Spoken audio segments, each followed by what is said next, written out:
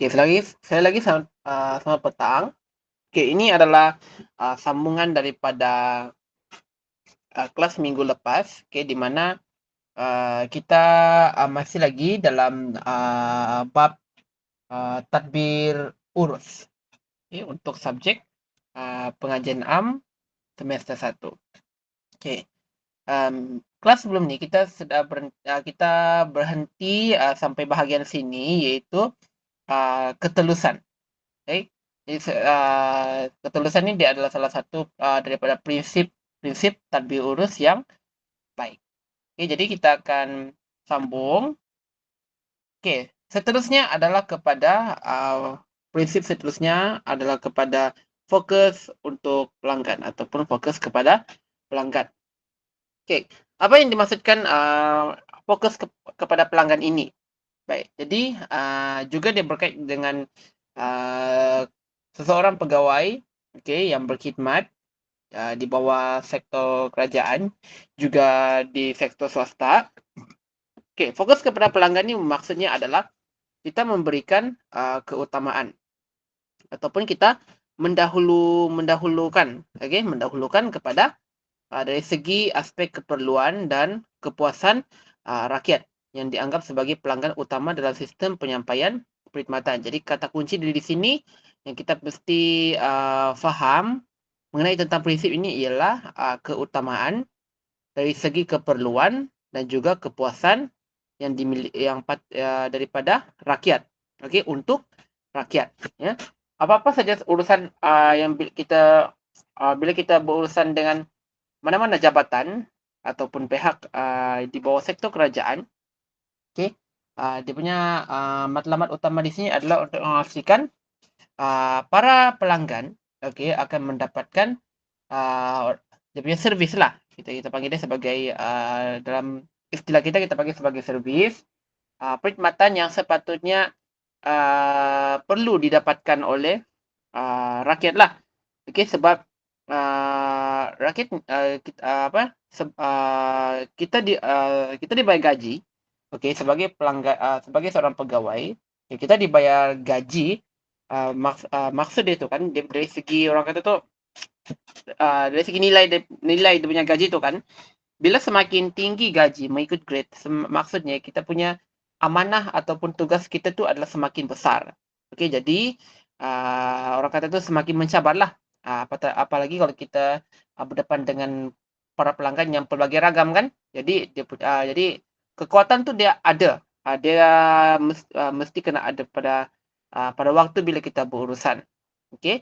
Kita kena faham di sini semua pelanggan, okey, iaitu rakyat, okey, tidak memiliki satu sifat yang sama. Maksud dia berlainanlah. Ada yang nak cepat, ada yang tak boleh tunggu lama. Okey, kebiasaannya itu memang akan terjadilah. Okey, tapi kita kena bijaklah mengawal dalam situasi tersebut, dan kita sebagai pegawai kerajaan kita harus pastikan prinsip ini perlu diutamakan. Okey, macam mana sekalipun kita mesti mengutamakan. Dia ada pelbagai cara macam mana kita nak pastikan sistem penyampaian di sini yang kita nak bagi kepada para pelanggan tu kan, dia mesti adil dan tersusun. Okey, sebagai contoh, kita selalu nampak ataupun kita mungkin selalu pernah pernah berdepan dengan satu situasi ini, iaitu nombor giliran. Okey, di sini akan memastikan keadilan dan ketulusan tu dia wujudlah. Okey.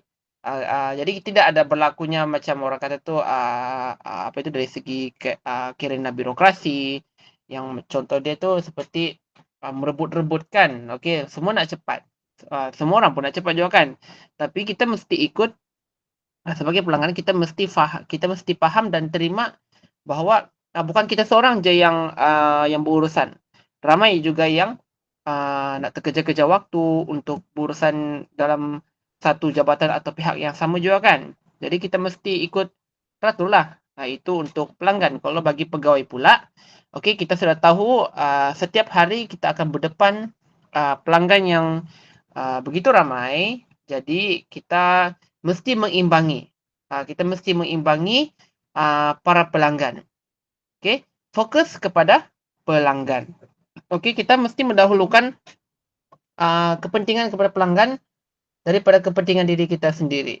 Okey, sebab kita ada juga me time sebenarnya. Kita ada juga me time walaupun mungkin masa itu tidaklah terlalu banyaklah sebab kita banyak berdepan ataupun banyak berurusan dengan kita punya para pelanggan di situ.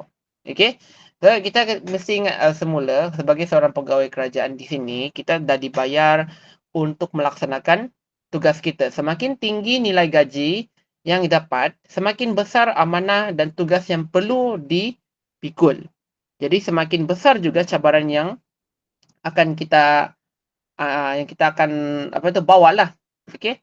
Jadi kena bijak di situlah untuk menguruskan dari segi pelbagai aspek. Okey.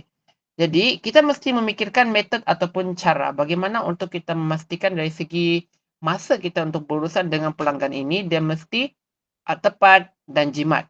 Okey, sebab kita sudah tahu kalau bila kita berurusan dengan mana-mana pejabat, okey, ataupun agensi di bawah sektor kerajaan ni dia ada had masa dia. Maksud dia di sini adalah masa untuk buka dan tutup pejabat lah.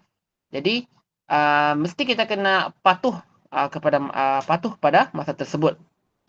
Okey, sebagai contoh di sini penggunaan platform digital, okey, untuk memudahkan urusan kejadian dengan rakyat seperti portal aduan awam. Okey, ini adalah untuk mengurangkan masa bagi berdepan dengan pelanggan secara face to face ataupun secara bersemuka. Di samping itu juga dapat mengurangkan ataupun menjimatkan, bukan mengurangkan dia menjimatkan masa untuk berdepan dengan beberapa untuk berurusan lah, bukan berdepan lah, berurusan dengan beberapa orang. Okey. Prinsip yang seterusnya adalah beretika. Okey, adalah beretika. Beretika ni adalah maksud dia mematuhi prinsip moral dan profesional dalam semua aspek pentadbiran serta mengelakkan tindakan yang tidak bermoral. Okey, kata kunci yang di sini kita boleh ambil ialah mematuhi prinsip moral dan profesional dalam semua aspek pentadbiran. Okey, ini punya kata kunci dia lah. Okey, contohnya adalah pegawai tidak menerima hadiah atau ganjaran yang boleh mempengaruhi keputusan mereka. Okey, selalunya terjadilah. Okey, ini sering kali terjadi. Okey, ini kalau seorang pegawai itu dia menerima hadiah atau ganjaran, maksudnya dia menerima rasuah. Selalunya kan kalau rasuah ni orang sogokkan. Tapi istilah rasuah ni juga adalah merujuk kepada orang yang menerima meskipun dia tidak memberi. Kerana kita menerima daripada sesuatu benda yang kita tidak pasti dia punya kesahihan, apatah lagi kalau ia melibatkan benda tu dia mengaitkan dengan konsep halal haram lah di situ kan. Jadi etika di sini yang perlu dipatuhi oleh semua pegawai ataupun penjawat awam adalah tidak menerima ataupun memberi rasuah kerana ia salah di sisi undang-undang. Dari sini sudah termasuk juga dalam Perlembagaan Malaysia bahawa seseorang pegawai itu tidak sesekali ataupun tidak seharusnya untuk menerima sebarang apa-apa pun yang melibatkan rasuah, sebab kita tahu bahawa rasuah ini akan membawa kesan yang orang kata tu tak baik lah ataupun yang akan menjadi lebih memburukkan lagi keadaan. Kerana rasuah pelbagai perkara akan berlaku. Okey. Rasuah ni juga akan menyebabkan kucar kacir lah sesuatu situasi tersebut. Jadi kena berhati-hati. Kena berhati-hati dengan para pelanggan. Kita tahu di sini ataupun kita sudah tahu maklum pelanggan ni dia pelbagai ragam lah ataupun pelbagai macam. Jadi kita tidak boleh sewenang-wenangnya lah. Okey, dalam menerima ataupun memberi sesuatu. Jadi kita kena faham dan menerima bahawa pelanggan ini dia pelbagai pelbagai ragam. Seterusnya adalah efektif dan efisien. Efektif dan efisien ini bermaksud memastikan penggunaan sumber yang paling optimum. Optimum ni kalau tidak faham maksudnya adalah menentukan nilai yang sepatutnya lah. Sepatutnya apa yang kita kena gunakan dalam satu hari tersebut. Itu maksudnya adalah optimum. Untuk mencapai matlamat yang telah ditetapkan dengan cepat dan tepat. So, kata kunci dari sini adalah untuk penggunaan sumber dan optimum untuk mencapai matlamat yang telah ditetapkan dengan cepat dan tepat. Contohnya adalah mengurangkan birokrasi dalam proses kelulusan projek untuk menjimatkan masa dan kos. Seterusnya adalah bertindak balas. Prinsip seterusnya adalah bertindak balas. Satu keupayaan untuk menyesuaikan diri dengan perubahan serta memberikan respon yang cepat dan tepat terhadap maklum balas rakyat. Contohnya adalah kerajaan segera menambah baik perkhidmatan selepas menerima aduan daripada rakyat. Keterlibatan. Menggalakkan penglibatan aktif rakyat dan pihak berkepentingan dalam proses pembuatan keputusan. Contohnya adalah penglibatan NGO dalam rangka dasar sosial atau alam sekitar. Pengurusan perubahan. Keupayaan untuk kita mengenal pasti, merancang dan mengurus perubahan dalam organisasi atau negara bagi memastikan kesinambungan dan keberkesanan tadbir urus. Sebagai contoh, mengadaptasi teknologi baharu dalam perkhidmatan awam untuk meningkatkan kecekapan. Jadi harus kita ada untuk melicinkan lagi tadbir urus itu dengan lebih baik. Penggunaan teknologi adalah penting. Apatah lagi kalau kita sekarang dalam dalam era digital, semua kerja akan menjadi lebih mudah dengan pembangunan dan pembangunan perisian aplikasi-aplikasi ataupun perisian web yang sesuai dengan skop atau tugas seseorang pegawai kerajaan tersebut. Baik, jadi kita sudah memahami akan kesemua prinsip-prinsip tadbir urus yang baik. Kita recap semula. Prinsip tadbir urus. Yang pertama adalah integriti, kedua adalah accountability, ketiga adalah pengamanan dan pengawasan. Seterusnya ketelusan, fokus kepada pelanggan, beretika, efektif dan efisien, bertindak balas, keterlibatan, pengurusan perubahan, dan sebagainya. Jadi kita sudah sudah selesai dan lengkaplah akan semua kita punya prinsip-prinsip tadbir urus kita di sini. Satu lagi yang saya terlupa sebenarnya adalah kita recap semula dia punya konsep tadbir urus. Untuk kita memahami konsep tadbir urus ini dengan lebih pendek lagi sebab dia memang akan ditanyakan dalam soalan.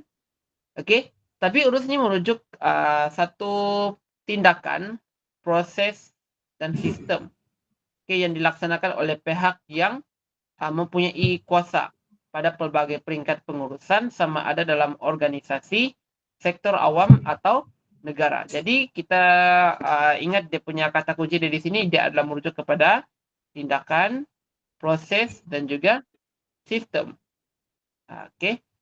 Tujuannya di sini atau matlamat tadbir urus di sini adalah untuk memastikan pentadbiran yang cemerlang dan berkesan dengan menekankan aspek kecekapan, persamaan, penglibatan menyeluruh, ketulusan serta accountability dalam pengurusan. Jadi yang kita perlu ingat di sini ialah untuk memastikan pentadbiran yang cemerlang dan berkesan.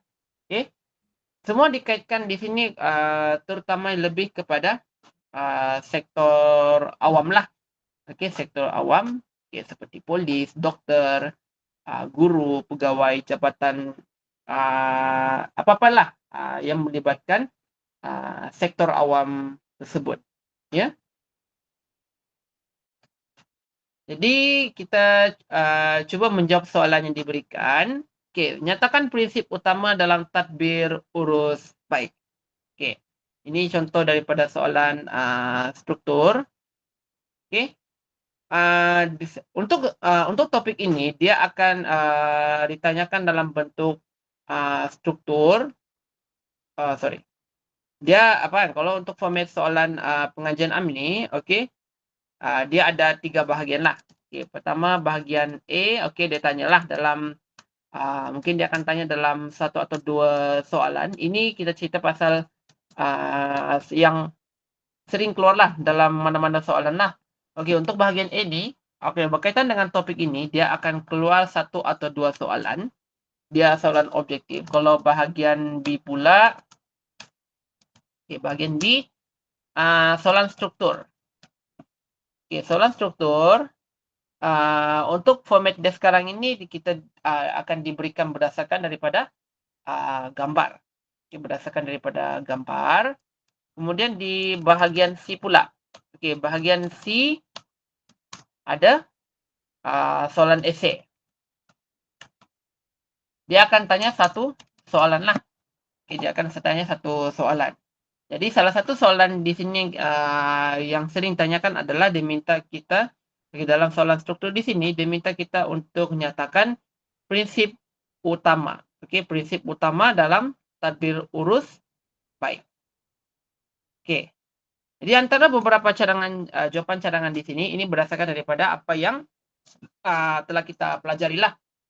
Okey, yang pertama integrity, kedua adalah accountability, pengamanahan dan pengawasan, ketelusan, fokus kepada pelanggan, beretika, efektif dan efisien, bertindak balas, keterlibatan dan pengurusan perubahan. Okey. Jadi itu kita punya soalan lah. Okey, yang apa tu biasanya ditanya dalam soalan struktur lah macam tu. Okey, jadi kita berehat dahulu seketika. Kita akan kembali pada pukul 9.25. Kita akan menjawab beberapa soalan lagi sebagai kita punya pengisian masa tambahan kita di sinilah. Jadi kita berehat dahulu seketika. Kita akan kembali selepas